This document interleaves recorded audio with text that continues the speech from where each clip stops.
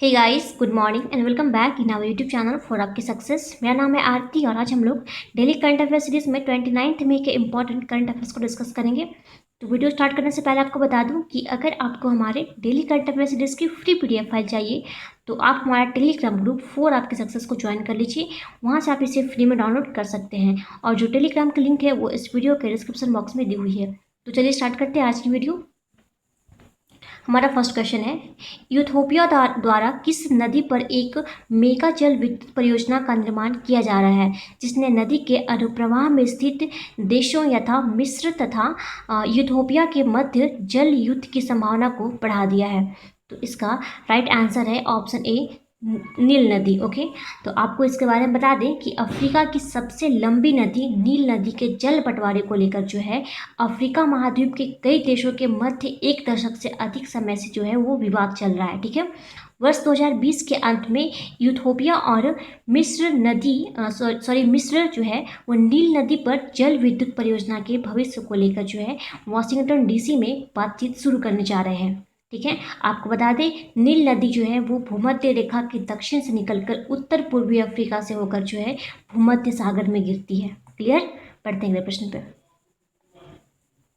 Question number 2 है, भारतीय सेना में अफसर और महिला शांति दूत उत्तराखंड की किस मेजर को संयुक्त राष्ट्र यूएन सैन्य gender advocate of the year के अवार्ड से सम्मानित किया जाएगा। तो इसका राइट आंसर है ऑप्शन ए, सुमन गवनी। ठीक है, तो इनके बारे में बता दें कि ये पहला मौका है जब किसी भारतीय शांति दूत यानी कि इंडियन पीस गार्ड को जो है इस सम्मान से सम्मानित किया जाएगा।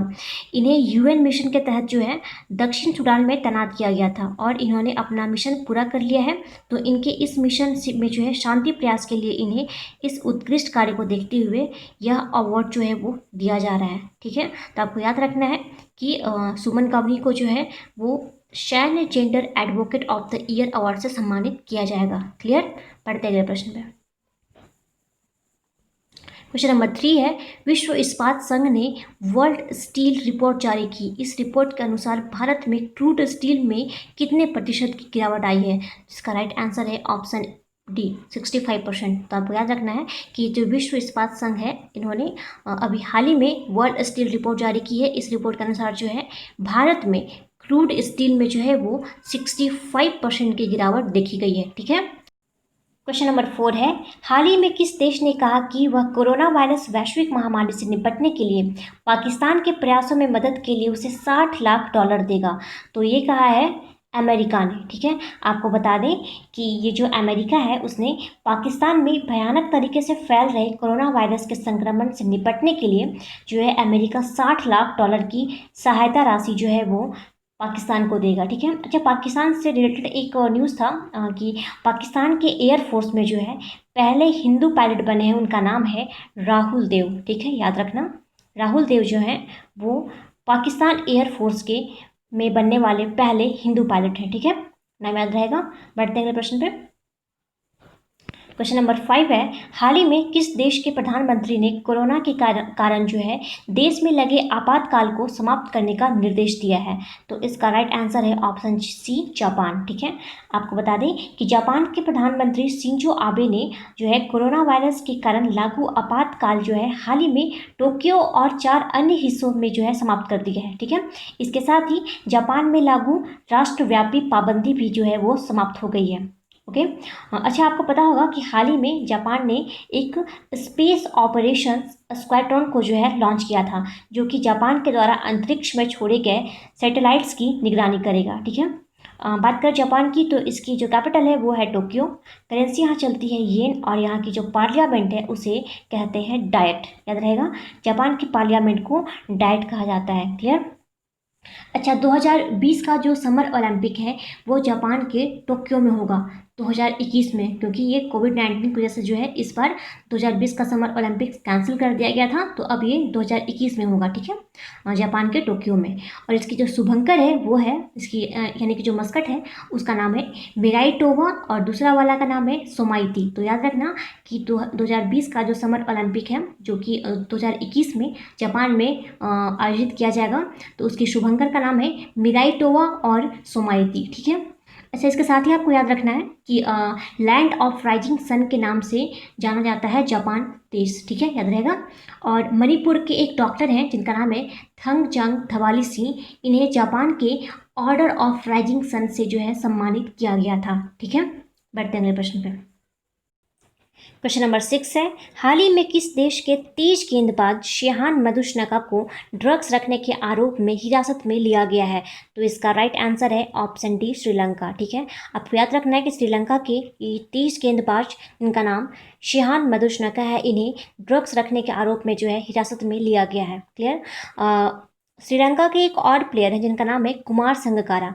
तो इनके बारे में आपको बता दें कि कुमार संगकारा जो है, इन्हें अभी हाल ही में एमसीसी यानी कि मैरलेबॉर्न क्रिकेट क्लब का जो है वो सेकेंड टर्म के लिए प्रेसिडेंट नियुक्त किया जाएगा। इसके साथ ही आपको ये भी याद रखना है कि ये फर्स्ट नॉन ब्रिटिश होंगे एमसीसी के, यानी कि मैरलेबॉर्न क्रिकेट क्लब के, क्लियर। मूव करते हैं अगले प्रश्न पे। क्वेश्चन नंबर 7 है, हाल ही में सेना कमांडरों का सम्मेलन कहाँ पर शुरू हुआ है? तो इसका राइट आंसर है ऑप्शन ए, नई दिल्ली। आपको याद रखना है कि नई दिल्ली के अंदर जो है अभी हाल ही में सेना कमांडरों का जो है वो सम्मेलन शुरू किया गया है, ठीक है। क्वेश्चन नंबर 8 है, नितिन गडकरी के द्वारा चंबा सुरंग का उद्घाटन किस राज्य में किया गया है? तो इसका राइट आंसर है ऑप्शन ए, उत्तराखंड, ठीक है। तो आपको बता दें कि हाईवे 94 में जो है उसमें ऋषिकेश तरासू रोड है, उस पर ये 440 मीटर, ठीक है, याद रखना 440 मीटर इस लंबे चंबा सुरंग का जो है उद्घाटन नितिन गडकरी के द्वारा किया गया है, ठीक है। अच्छा, इसे बनाया किसने है? तो ये बनाया गया है BRO के द्वारा। BRO यानी कि बॉर्डर रोड ऑर्गेनाइजेशन, ठीक है। इसका निर्माण जो है भारत सरकार की जो 4 धाम परियोजना है, गंगोत्री, यमुनोत्री और केदारनाथ एवं बद्रीनाथ, तो इनको जोड़ने के लिए जो है इसका निर्माण किया गया है, ठीक है। अच्छा, बात करें उत्तराखंड की, तो यहाँ के जो सीएम है उनका नाम है त्रिवेंद्र सिंह रावत और यहाँ की जो गवर्नर है उनका नाम है बेबी रानी मौर्य, ठीक है। अच्छा, उत्तराखंड की गवर्नमेंट ने होप नाम का एक पोर्टल लॉन्च किया था और एक दृष्टि नाम का भी पोर्टल लॉन्च किया था, ठीक है। इसके अलावा उत्तराखंड के ऋषिकेश में जो है भारत का पहला ग्लास फ्लोर सस्पेंशन ब्रिज का निर्माण किया जाएगा, जो कि गंगा नदी पर होगा, ठीक है। एक बार फिर से सुन लीजिए, उत्तराखंड के ऋषिकेश में भारत का पहला ग्लास फ्लोर सस्पेंशन ब्रिज का निर्माण किया जाएगा, वो भी कहाँ पे? तो गंगा नदी पर, ठीक है।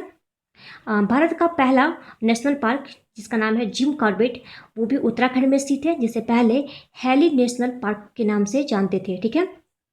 इसमें एक नदी निकलती जिसका नाम है रामगंगा नदी, ठीक है। ये इंपॉर्टेंट क्वेश्चन है, याद रखना कि जिम कॉर्बेट यानी जो नेशनल पार्क है जिम कॉर्बेट, उसमें से एक नदी निकलती जिसका कि नाम है रामगंगा नदी, ओके। और जिम कॉर्बेट अभी न्यूज़ में था क्योंकि ये जो है कोविड-19 के लक्षणों वाले जानवरों को जो है क्वारंटाइन करने के लिए जो जिम कॉर्बेट है उसको सेंटर बनाया गया था, क्लियर। बढ़ते अगले प्रश्न पे। क्वेश्चन नंबर 9 है, हाल ही में फेसबुक ने किस नाम से कॉलिंग एप्लीकेशन लॉन्च किया है? तो इसका राइट आंसर है ऑप्शन बी, कैचअप। आपको याद रखना है कि कैचअप नाम की जो है एक हाल ही में फेसबुक ने ये कॉलिंग एप्लीकेशन को लॉन्च किया है, ठीक है। फेसबुक ने एक शॉप्स नाम का एक ई-कॉमर्स बिजनेस भी शुरू किया था। क्या नाम था उसका? शॉप्स, ठीक है, याद रखना। ये फेसबुक के द्वारा ही ये लॉन्च किया गया था। ये एक तरह का ई-कॉमर्स बिजनेस है, ठीक है। और फेसबुक की बात करें तो ये जो है इसकी एस्टैब्लिशमेंट हुई थी 2004 में, ठीक है। हेडक्वार्टर है इसका कैलिफोर्निया के अंदर और इसके जो फाउंडर और CEO हैं उनका नाम है मार्क जुकरबर्ग, ठीक है। अच्छा, अभी हाल ही में फेसबुक ने जियो प्लेटफॉर्म में जो है 9.99% की हिस्सेदारी जो है वो खरीद ली थी, ठीक है, याद रहेगा। जियो प्लेटफॉर्म में जो है फेसबुक ने 9.99% की हिस्सेदारी जो है वो खरीद ली थी, ठीक है। क्वेश्चन नंबर 10 है, हाल ही में नासा ने अपने अगली पीढ़ी के स्पेस टेलीस्कोप का नाम बदलकर वाइड फील्ड इंफ्रारेड सर्वे टेलीस्कोप रख दिया है। इसे किस वर्ष लॉन्च किया जाएगा? तो इसे लॉन्च किया जाएगा 2025 में, ठीक है। याद रखना कि 2025 के अंदर जो है ये वाइड फील्ड इंफ्रारेड सर्वे टेलीस्कोप को जो है वो लॉन्च किया जाएगा, ठीक है। बात करें नासा की तो इसका फुल फॉर्म है national aeronautics and space agency, ठीक है। अच्छा, इसका एस्टैब्लिशमेंट ईयर क्या था? तो आपको याद रखना है कि नासा का एस्टैब्लिशमेंट ईयर है 19 1958, ठीक है। और 1958 जो है वो हमारे DRDO का भी इस्टेब्लिशमेंट ईयर है, ठीक है। याद रखना कि DRDO और नासा दोनों जो है वो 1958 के अंदर इस्टेब्लिश हुए थे, ठीक है। नासा का हेडक्वार्टर है वॉशिंगटन DC में। अच्छा, नासा ने जो है कोविड-19 से निपटने के लिए एक वाइटल नाम का हाई प्रेशर वेंटिलेटर बनाया था। क्या नाम था इसका? वाइटल, ठीक है। वाइटल नाम का एक हाई प्रेशर वेंटिलेटर बनाया था कोविड-19 से लड़ने के लिए, ठीक है। बात करें नासा की, तो एक और इम्पोर्टेंट पॉइंट है, नासा की एक अंतरिक्ष यात्री हैं जिनका नाम है क्रिस्टीना कोच। इन्होंने अंतरिक्ष में सबसे ज़्यादा दिन रहने का रिकॉर्ड बनाया था महिलाओं की कोटि में, ठीक है। तो इन्होंने 328, याद रखना, 328 दिन जो है वो बिताए थे अंतरिक्ष के अंदर, ठीक है। याद रहेगा क्या नाम था इनका? Christina Koch. ओके, बढ़ते अगले प्रश्न पे। क्वेश्चन नंबर 11 है, हाल ही में किस राज्य ने शाही लीची और आम की लॉजिस्टिक और डोर स्टेप डिलीवरी के लिए भारतीय डाक के साथ समझौता किया है? तो इसका राइट आंसर है ऑप्शन बी, बिहार। ओके, तो याद रखना है कि बिहार राज्य के अंदर जो है अभी हाल ही में शाही लीची और आम की लॉजिस्टिक और डोर स्टेप डिलीवरी के लिए जो है भारतीय डाक के साथ समझौता किया गया है। क्लियर। बात करें बिहार की, तो हमने कल ही पढ़ा था कि बिहार में जो है ऑक्सीजन पाइपलाइन प्रणाली की जो है स्थापना की जाएगी, ठीक है। अच्छा, बिहार से ही जो है एक मधुबनी पेंटिंग का भी संबंध जो है वो बिहार राज्य से है, ठीक है। याद रखना कि मधुबनी पेंटिंग का संबंध कहाँ से है, तो वो बिहार राज्य से है। जयप्रकाश नारायण एयरपोर्ट जो है वो भी बिहार के अंदर है। क्लियर। इसके साथ ही भारत का पहला और एकमात्र डॉल्फिन वाइल्ड लाइफ सेंचुरी जो है वो भी बिहार में है। क्लियर, याद रहेगा, भारत का पहला और एकमात्र डॉल्फिन वाइल्ड लाइफ सेंचुरी जो है वो बिहार के अंदर है, ठीक है। हमारा आज का लास्ट प्रश्न है क्वेश्चन नंबर 12। हाल ही में नाइजर में भारत के नए राजदूत के रूप में किसे नियुक्त किया गया है? तो इसका राइट आंसर है ऑप्शन ए, PK नायर, ठीक है। तो आपको याद रखना है कि PK नायर को जो है अभी हाल ही में नाइजर गणराज्य में भारत का राजदूत नियुक्त किया गया है, ठीक है। बात करें नाइजर गणराज्य की, तो ये इसकी जो कैपिटल है उसका नाम है नियामी, ठीक है। याद रहेगा, नियामी जो है वो नाइजर गणराज्य की कैपिटल है और इसकी करेंसी है इको, ठीक है। याद रहेगा, इको जो है वो नाइजर गणराज्य की करेंसी है। ये इंपॉर्टेंट है, याद रखना, ठीक है। बात करें नम्रता एस कुमार की, तो ये भी हाल ही में स्लोवेनिया में जो है वो भारत के राजदूत नियुक्त हुए हैं। और एक और नाम आपको याद रखना है दीपक मित्तल का, जो कि कतर में भारत के राजदूत जो है वो नियुक्त हुए हैं, ठीक है। तो फ्रेंड्स, ये था हमारा आज का important current affairs. I hope आप सबको पसंद आया होगा। अब बढ़ते क्विज पे। कल हमने आपसे प्रश्न पूछा था कि हाल ही में सीमा विवाद के बीच किसने नया मानचित्र जो है अपने देश का जो है उसे स्वीकृत किया है? तो इसका राइट आंसर था ये नेपाल, ठीक है। तो आप सभी ने इसका सही आंसर दिया था। आज के लिए आपका प्रश्न रहेगा कि आपको बताना है दुनिया में पर्सनल प्रोटेक्टिव इक्विपमेंट यानी कि PPE का सबसे बड़ा उत्पादक देश कौन सा है? क्वेश्चन एक बार फिर से सुन लीजिए। दुनिया में पर्सनल प्रोटेक्टिव इक्विपमेंट यानी कि PPE का सबसे बड़ा उत्पादक देश कौन सा है? आप अपना आंसर हमें कमेंट बॉक्स में कमेंट करके बताइए। तो फ्रेंड्स, आज की जो वीडियो है उसे यहीं समाप्त करते हैं। Thanks for watching.